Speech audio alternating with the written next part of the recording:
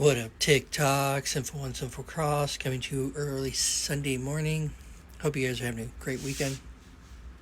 I am going to start listing more stuff off of my onto my eBay page, and then I'm going to fix that one thing I talked about last night.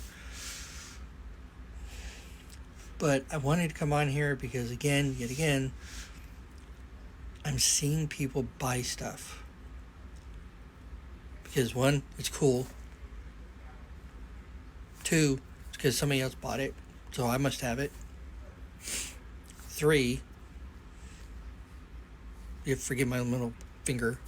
Three, because I need something to buy to make content.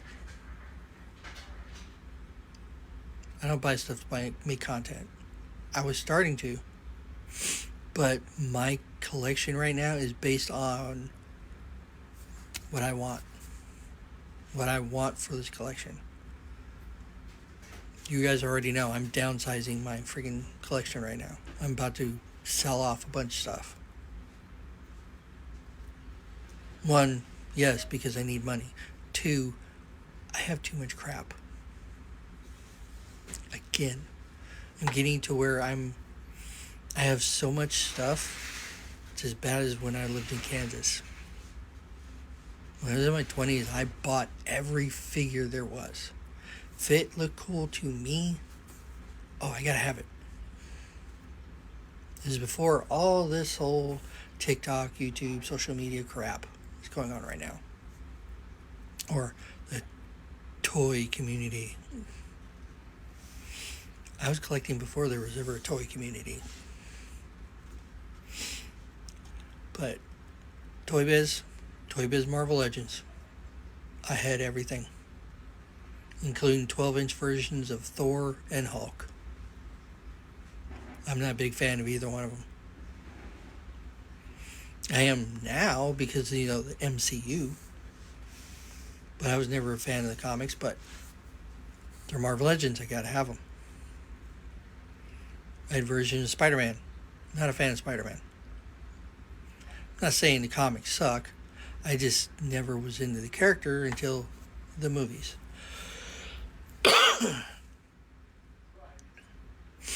Same with Venom. Never a fan of the comics until recently, after the movies. But when it came to Toy Biz Marvel Legends, I had everything. I had a huge, massive collection of X-Men. I had Final Fantasy characters based on a video game I've never even played, but they look cool. I had Gundam figures, and the only Gundam anime I was a fan of was Wing, but I had two 12-inch versions of Gundam. I collected everything that was cool. I collected everything. The only things that I truly do miss out of my original collection was my Hellraiser figures, my collection of Hellraiser figures, my Tortured Soul figures that McFarlane Toys put out.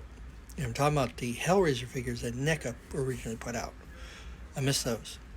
I miss my original Crow figures I had from McFarlane Toys and NECA and then Real Toys. My 18-inch version of Ozzy Osbourne from Bark of the Moon. Love to have that back. I was up to 12 boxes of 12-inch war figures, G.I. Joe war figures. All still in the box. From the Civil War to Vietnam to World War II, everything you can think of, I had 12-inch versions of those figures. I had everything McFarlane Toys put out. You name it, I had it. Youngblood, had it. Every Spawn figure they ever made, had it. See, you guys are all praising and jumping up and down about all the Spawn figures you have. I was already there. Been there. I had a gold version of the Violator. The bendy one. He was gold. Which I'm pretty sure you can't even get now without spending a fortune.